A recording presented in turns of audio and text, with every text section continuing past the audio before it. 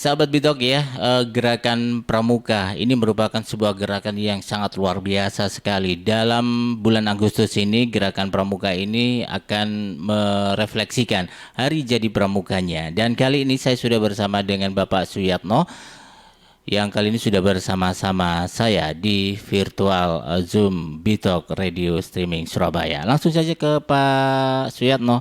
Selamat siang, Pak Suyatno. Assalamualaikum. Selamat siang Mas Yohan, gimana sehat? Alhamdulillah, semangat terus ya Pak Suyatno ya. Semangat, Ya. semangat. Ini Pak Suyatno ini selaku Wakil Ketua Kuartil Daerah Gerakan Pramuka Jawa Timur ini ya Pak ya. Ya, Mhm. ya. Nah, Pak Suyatno, ini hari atau Gerakan Pramuka tanggal berapa tepatnya ini Pak Suyatno?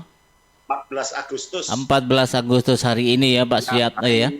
Hmm. Pramuka yang ke-60. Ke-60, ya. Oke kalau gitu. Ya, Pak Suyano dalam refleksi hari ini tanggal 14 Agustus merupakan hari jadi Pramuka. HUT-nya Pramuka ini ya boleh dikatakan demikian.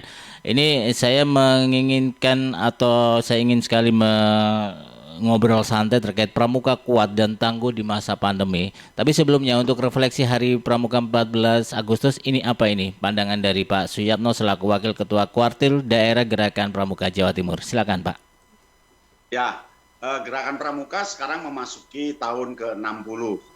Artinya kita betul-betul mengawal bangsa dan negara ini dari sisi pendidikan kepramukaan. Untuk Hari Pramuka ke-60 sekarang ini, Gerakan Pramuka diorientasikan pada satu kegiatan yaitu mengabdi. Sehingga kita mengambil tema mengabdi tanpa henti. Sehingga semua pramuka se-Indonesia termasuk di Jawa Timur sekarang ini sedang berfokus membantu masyarakat untuk selesai dalam permasalahan pandemi. Kita membantu masker, penyemprotan, kemudian membantu ambulan, lalu membantu isolasi mandiri pada teman-teman, membantu donor darah konvalesen. Kemudian kita juga akan memvaksin di Jawa Timur ini 60.000 vaksin bagi anggota Pramuka se-Jawa Timur. Arahnya di tahun ini adalah pengabdian tanpa henti, karena memang mengabdi itu menjadi kata kunci bagi gerakan Pramuka. Salah satunya adalah Pramuka itu peduli pada sesama. Itu Mas Johan. Ya. Dan kalau kita sebelum masuk Pramuka kuat dan tangguh di masa pandemi, tadi sudah disebutkan di awal tadi ini sama Pak Suyatno bahwa gebrakan ataupun juga action dari Pramuka dalam masa pandemi itu sangat bagus sekali ya. Nah, kalau boleh tahu Pak Suyatno, untuk pembinaan sendiri gerakan Pramuka seperti apa ini Pak Suyatno? Mungkin kita bisa sedikit tahu ini pembinaan-pembinaan atau pengkaderisasiannya ini. Bagaimana ini Pak Suyatno? Silakan. Pembinaan yang kita lakukan itu adalah pembinaan yang betul-betul berada di ujung tombaknya. Ujung tombak gerakan Pramuka itu Gugus Depan. Dan Gugus Depan terus melakukan perekrutan kepada anak-anak untuk bergabung di dunia pendidikan kepramukaan. Insya Allah sampai detik ini gerakan Pramuka itu digemari oleh anak-anak dan digemari oleh para orang tua. Sehingga di Jawa Timur ini anggota kita pendataan lewat virtual, lewat internet, lewat data, e-data kita sudah masuk ke 2,7 juta. Jadi anggota Pramuka di Jawa Timur itu 2,7 juta. Jadi pembinaannya dilakukan secara simultan berjenjang. Jadi kuartir nasional ke kuartir daerah ke kuartir cabang ke ranting, dan ranting ke Gugus Depan. Jadi yang pertama pembinaannya adalah simultan. Yang kedua pembinaannya adalah bagaimana di tingkat Gugus Depan itu ditingkatkan kondisinya sebagai satuan pendidikan yang diharapkan mampu melangkah berdasarkan garis kebijakan gerakan Pramuka. Pada era pandemi ini, meskipun tidak latihan langsung tatap muka, para pembina melakukan latihan secara virtual. Anak-anak melakukan di rumah, lalu dipandu oleh para pembina dengan seksama. Memang di Gerakan Pramuka sistem latihannya beda dengan sekolah. Jadi sekolah itu berbeda dengan gugus depan atau pramuka. Kalau sekolah itu di dalam kelas, sedangkan pramuka dia harus learning by doing, belajar sambil melakukan di alam terbuka. Nah, kendalanya adalah pembina tidak bisa bertemu langsung pada anak-anak pramuka. Maka jalan keluarnya adalah pembina melakukan virtual yang isi virtualnya diarahkan pada learning by doing, pada aksi-aksi nyata yang dilakukan anak di rumah. Contoh, membantu membersihkan ibunya, menata taman, menanam tanaman di pot, lalu melakukan tali temali, dan seterusnya sampai pada membantu lingkungan sekitar. Begitu Mas Johan. Jadi memang di masa-masa pandemi seperti ini tetap terus dilakukan pembinaan atau juga pengkaderan ya Pak Suyatno ya. Ya. Nah, sekarang ini Pak Suyatno, kalau kita melihat pramuka yang kian hari usianya juga bertambah ya, 60 tahun, usia yang cukup matang sekali ya Pak Suyatno ya. Matang, sudah tua ini pramuka. Iya. Nah ini kalau menghadapi tadi sudah sedikit dijelaskan di awal tadi sama Pak Suyatno, di masa pandemi seperti ini kan pramuka harus dituntut kuat dan tangguh, dan action daripada pramuka sendiri harus bisa membantu pemerintah dalam menanggulangi pandemi ini. Apa saja yang bisa dilaksanakan oleh pramuka dalam sumbangsi di negara ini? Satu, di pramuka kan ada 4 prinsip dasar ya. 4 prinsip dasar itu yang harus dilakukan oleh para pramuka. Prinsip dasar pertama itu iman dan takwa. Jadi dalam kondisi apapun, dalam kondisi bencana, dalam kondisi pandemi, dalam kondisi yang tidak memungkinkan, seorang pramuka harus tetap iman dan takwa pada Tuhan Yang Maha Esa. Yang kedua, prinsip dasarnya bahwa pramuka itu harus dalam kondisi apapun, situasi apapun, pandemi apapun, dia harus peduli pada bangsa dan negara, sesama dan lingkungan hidup. Jadi dia harus peduli pada bangsa dan negara yang sedang kerepotan menangani pandemi untuk turut membantu di era pandemi ini. Itu prinsip dasar kedua. Jadi prinsip dasar kedua itu peduli pada bangsa dan negara, sesama dan lingkungan hidup. Nah, yang ketiga, prinsip dasarnya adalah peduli diri sendiri. Jadi seorang pramuka itu harus peduli pada diri sendiri. Nah, di titik inilah semua pramuka harus kuat jiwanya, kuat batinnya, kuat pikirannya ketika memperlakukan diri sendiri. Diusahakan para pramuka harus tetap sehat, harus tetap bisa mengatasi corona ini meskipun dia menyerang dia sendiri.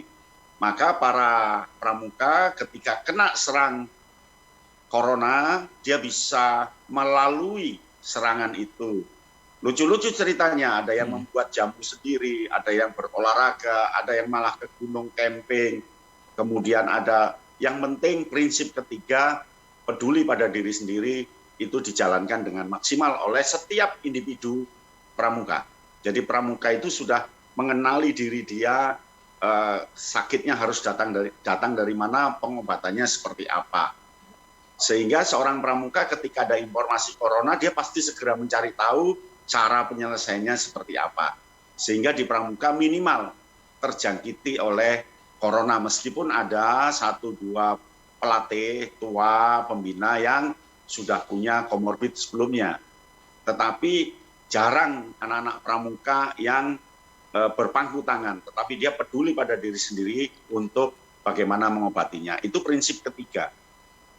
Prinsip keempat itu menjalankan dasa dharma, menerapkan dasa dharma. Jadi dasa dharma ini menjadi acuan seorang pramuka ketika melakukan tindakan nyata. Itu ada takwa pada Tuhan Yang Maha Esa, cinta alam dan kasih sayang sesama manusia, patriot yang sopan dan ksatria, patuh dan suka bermusyawarah, rela menolong dengan tabah, rajin, terampil dan gembira, hemat, cermat dan bersahaja, disiplin, berani dan setia, bertanggung jawab dan dapat dipercaya, dan yang terakhir suci dalam pikiran, perkataan dan perbuatan. 10 dasa dharma itu menjadi obat seorang pramuka ketika menjalankan tugas menjaga kesehatan diri dia sendiri maupun masyarakat sekitar. Begitu, Mas Johan. Ya. Jadi luar biasa sekali ya Pak Suyatno ya, gebrakan dari Pramuka itu sendiri ya untuk sumbangsi dalam mengatasi pandemi, untuk membantu pemerintah begitu ya Pak Suyatno ya. Nah, Nah, Pak Suyatno, saya pengen juga tahu kalau Pramuka itu sendiri di masa sebelum pandemi sama di masa pandemi ini, tugas berat yang mana ini Pak? Apakah sebelum pandemi atau saat pandemi seperti ini Pak Suyatno? tugasnya di era pandemi itu sesuai dengan situasi masing-masing.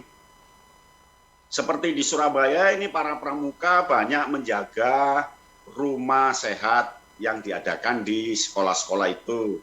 Itu pasti ada anak pramukanya di sana. Lalu ada yang memanggul semprotan, dia nyemprot lingkungan sekitarnya. Kemudian ada yang mencari orang-orang yang tidak mampu untuk diberikan bantuan dan dia menghimpun bantuan-bantuan itu diberikan langsung.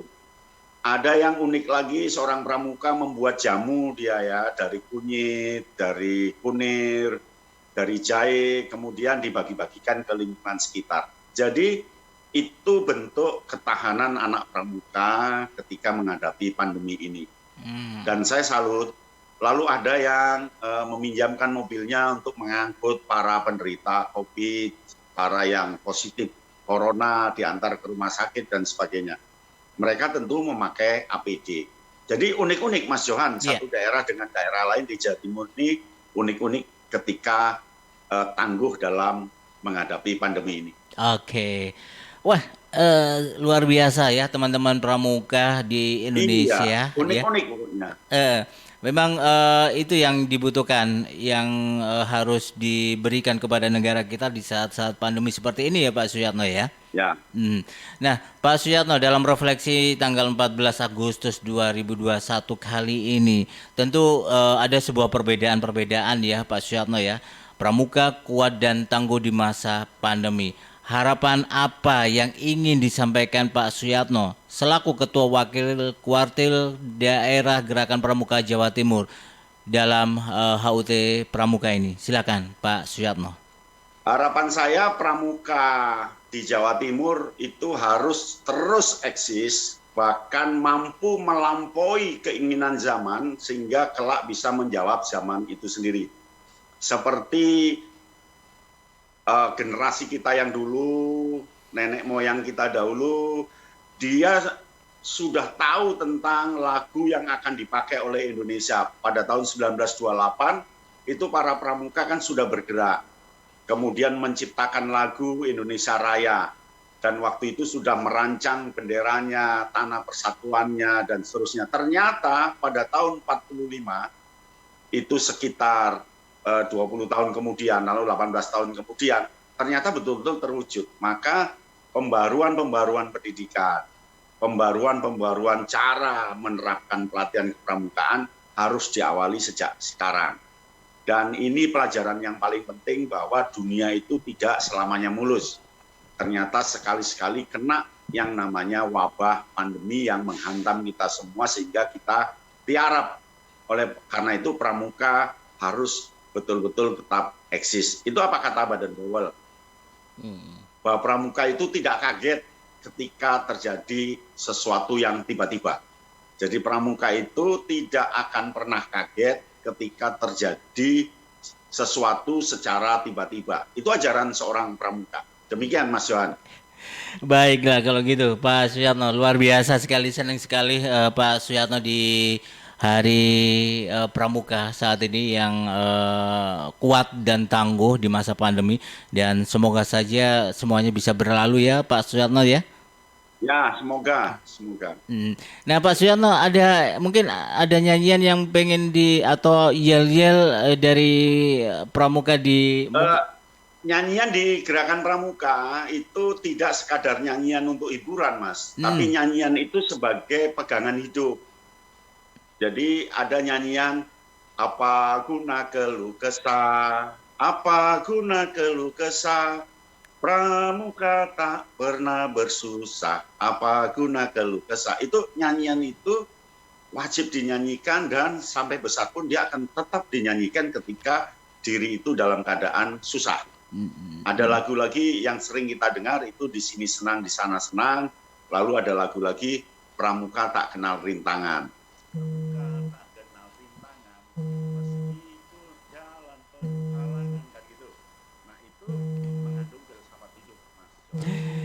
Iya, baik kalau gitu luar biasa sekali Pak Suyatno yang sudah memberikan waktunya kepada kita semuanya dalam jumpa kita di Bitok Radio Streaming Surabaya. Sukses selalu buat Pak Suyatno bersama teman-teman Pramuka. Salam Pramuka.